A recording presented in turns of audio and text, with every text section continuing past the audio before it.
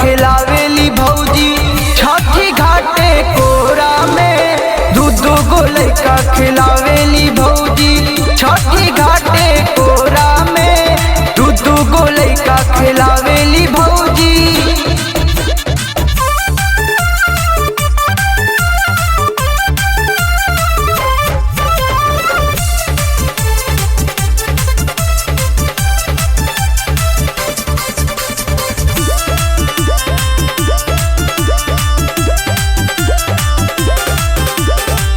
छठी माई के कृपा से भइले ललनवा।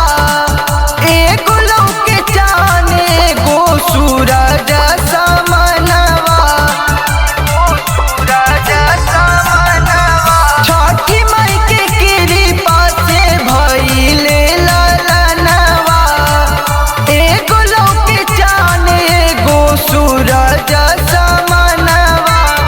एगो लौके एगो लौके सावर थोरा में।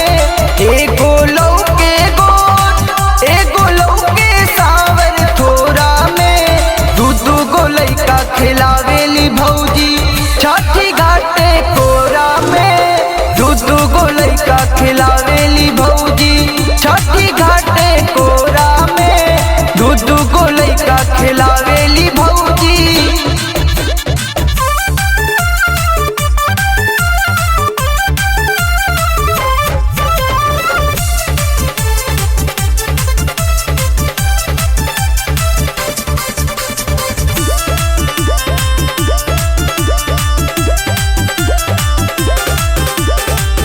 दिहली आशीष माई घर गुलजार बा।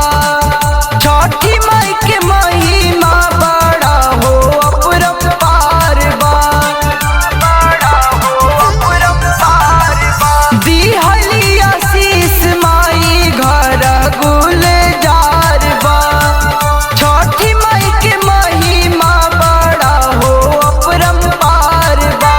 सुनली हलिया छठी मैया के बेर निहोरा में।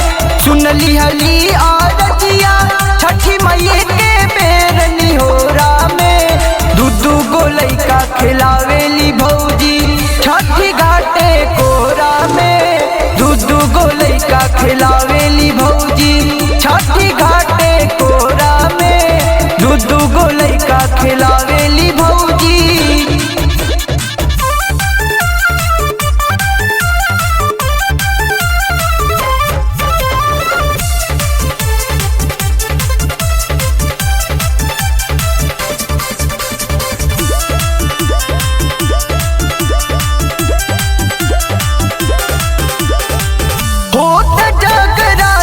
कृष्णा शिव का झूम झूम गावता।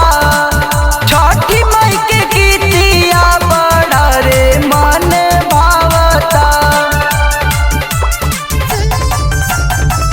होत जगराता कृष्णा शिव का झूम झूम गावता। छठी माई के गीतिया बड़ा रे मन भावता। होला खूबे गवनई अंटू के असोरा में। होला खूबे गवनई अंटू गुरु जी के असोरा में। दूध गो लइका खिलावेली भौजी छठी घाटे कोरा में। दूध गो लइका खिलावेली भौजी छठी घाटे कोरा में। दूध गो लइका खिलावे